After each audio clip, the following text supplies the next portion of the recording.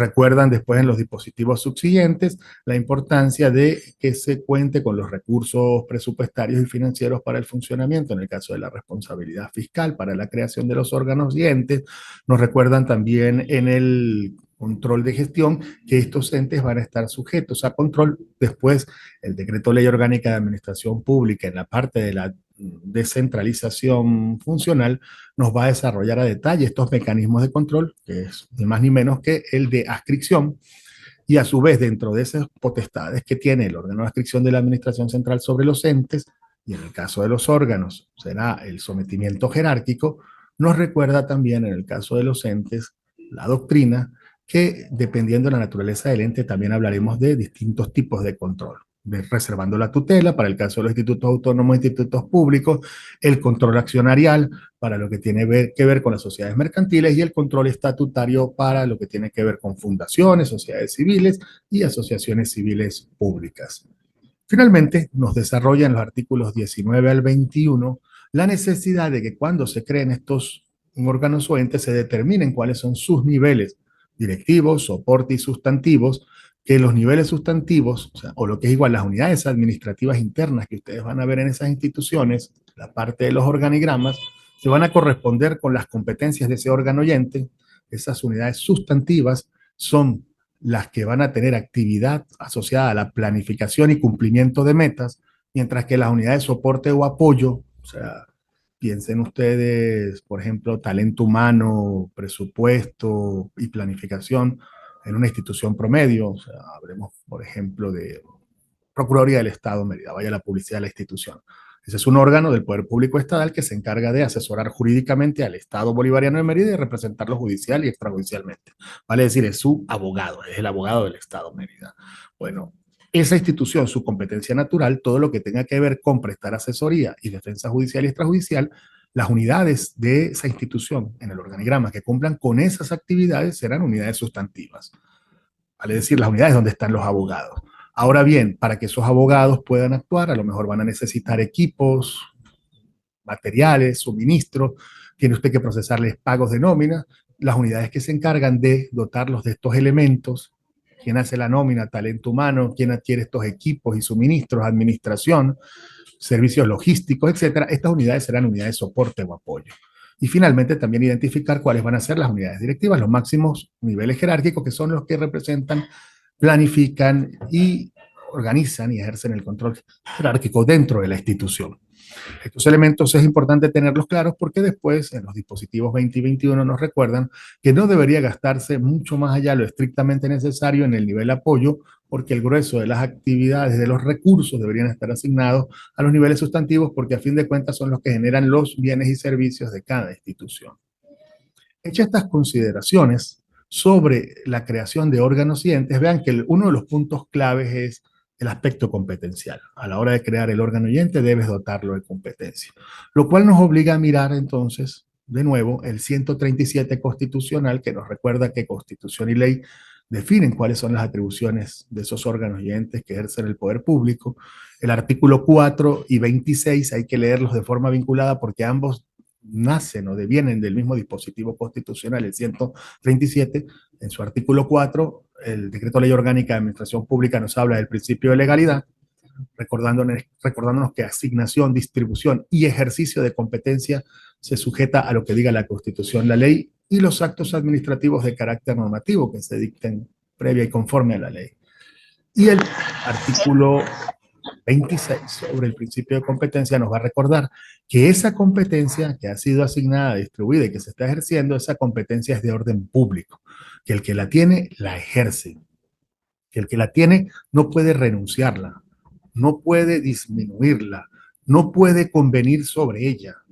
Por lo tanto, la norma es que el que tiene la competencia la ejerce. La excepción, usted solo podrá trasladar su competencia a otro órgano o ente público si la Constitución, la ley o una norma de rango sublegal se lo permite. De lo contrario, si no hay una norma que habilite la traslación de competencia, no será posible. Y vean ustedes que en este caso, incluso en el año 2014, el Decreto Ley Orgánica de Administración Pública flexibilizó aún más la traslación de la competencia. Hasta el decreto ley del 2008, lo pueden ustedes verificar, y el decreto ley orgánica de la Administración Pública del 2001, la traslación de competencias solo era posible por mandato constitucional o legal. No se admitía la posibilidad de traslación de competencia por norma de rango sublegal, por ejemplo, un reglamento. En el 2014, tal posibilidad se ha permitido. Lo que es importante es que tenga presente el órgano oyente y los titulares de esos órganos oyentes que las competencias asignadas a sus instituciones no pueden ser trasladadas a otro, salvo que lo permita una norma. Y aquí viene entonces el punto siguiente. ¿Cuáles serían esas formas de traslación de competencia que regula la norma, que regula el decreto de ley orgánica de la administración pública?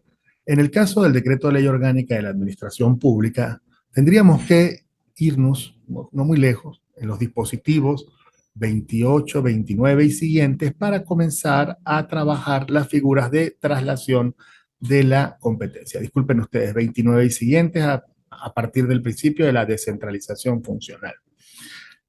Antes de ver todas estas posibilidades que trae el decreto de ley orgánica de la administración pública, es importante cuando estén viendo el material que concentren la atención y tengan presente estos dos aspectos: titularidad y ejercicio.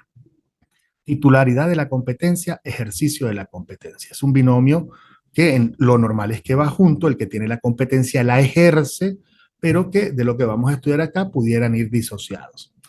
Les pongo este ejemplo para que lo utilicen como referente, esta metáfora. Imagínense que yo soy el propietario de un vehículo, yo soy el dueño, compré un vehículo y decido donárselo al profesor Freddy Mora. En el momento en que el profesor Freddy Mora acepta la donación, que recuerden que aunque beneficia una de las partes, la donación es un contrato, entonces necesita un acuerdo de voluntades. En el momento en que el profesor Freddy Mora acepta la donación, él se vuelve ahora el propietario del vehículo. Vean, ya yo dejo de ser el titular del derecho de propiedad y ahora el titular del derecho de propiedad es el profesor Freddy Mora. Por lo tanto, lo que cause de daño a ese vehículo tendrán ustedes que demandar civilmente al profesor Freddy Mora. Ya yo no tengo nada que ver con esta situación, jurídicamente hablando, porque ya el vehículo no me pertenece. Vean este otro ejemplo. Imagínense que yo soy el propietario del mismo vehículo, pero decido no donarlo. Lo que decido es permitirle al profesor Freddy Mora que lo use. Tome usted, profesor, la llave, puede usted manejar el vehículo. Vean, el vehículo sigue siendo de Hugo Carmona. El titular del derecho de propiedad sigue siendo Hugo Carmona. Pero ¿quién está utilizando el vehículo? ¿Quién está ejerciendo y quién está manejando el vehículo? El profesor Freddy Mora. Que Dios nos cuide, pero imagínense hipotéticamente en el ejemplo, el profesor Freddy Mora causa un daño con el vehículo, choca a otro. Responde él porque iba manejando, sin duda alguna, pero también el titular del derecho de propiedad. Por lo tanto, desde el punto de vista civil hay una responsabilidad solidaria, porque tanto él que iba manejando como yo que soy el propietario terminamos respondiendo. Vean esta metáfora, que es la que vamos a utilizar como referente cuando hablemos de las formas de traslación de competencias que vamos a regular en el Decreto Ley Orgánica de Administración Pública. Vamos a ver supuestos de traslación donde la titularidad de la competencia, entiendan ustedes en el ejemplo del derecho, la titularidad va a pasar de una persona a otra. Por lo tanto, en el momento en que se transfiere esa titularidad, en el momento en que esa competencia pasa de una persona a otra, ya el de origen, el que la cedió, el que la envió, no va a responder porque ya no es el titular de la competencia. En cambio, en otros casos, el titular de la competencia va a seguir siendo la misma institución, el mismo ente como tal a través del órgano respectivo. Lo único es que va a permitir que un funcionario distinto a él o una institución distinta a él ejerza esa competencia. Titularidad, ejercicio. En el caso de transferencia de la titularidad, vamos a hablar de la descentralización funcional, vamos a hablar de la descentralización territorial. En cambio, en el caso de la transferencia no de la titularidad, sino del ejercicio de la competencia, vamos a estar hablando de otras figuras como son la encomienda de gestión, como es el abocamiento, como es la delegación. Entonces, bueno, hechas estas acotaciones, comenzamos con la primera de estas formas excepcionales de traslación de competencia. En el artículo 29 ustedes van a ver que se desarrolla la descentralización funcional, o lo que es igual, en principio la competencia es de la administración central. Sin embargo, la república, el estado o el municipio, dependiendo del ente político territorial que estemos analizando a través de sus órganos competentes en la administración central o en el legislativo, se dan cuenta que ellos por sí mismos no son lo suficientemente eficientes para cumplir con una competencia y deciden crear una persona distinta al ente político territorial. Ya sabemos que si quieren crear un instituto autónomo o un instituto público, necesitaremos en esa persona político territorial que el órgano legislativo, la rama legislativa del poder público, sancione una ley, que la envíe al Ejecutivo para que la promulgue y la publique, y en ese momento nacerá el instituto autónomo, el instituto público. Pero también sabemos que en el caso de que se trate de fundaciones, asociaciones, sociedades civiles o mercantiles, será un decreto del Ejecutivo el que autorice esa creación y que habrá que igualito redactar el documento constitutivo, los estatutos y llevarlo a los registros correspondientes, si es el mercantil o el subalterno. Ahora bien, vean ustedes, ¿por qué aquí se habla de traslación de competencia en la descentralización funcional? Porque una competencia que de origen era de la República, del Estado o del municipio, pasa ahora a estar en manos de la nueva persona que han creado, del Instituto Autónomo, el Instituto Público, la Fundación, la Asociación, la Sociedad Civil o Mercantil Pública que han creado, que tienen como nota característica que todas ellas van a tener personalidad jurídica y patrimonio propio distinto de la República, el Estado o el municipio que les creó. Por lo tanto, ha habido una traslación de competencia de una persona, un ente político territorial, a otra persona, un ente descentralizado funcionalmente. Y si me permiten la metáfora, si creo un instituto autónomo de salud, en lugar de tener una dirección de salud en la gobernación, cuando vayan ustedes a protestar, oiga usted, pues vaya al instituto que él es ahora el titular de la competencia.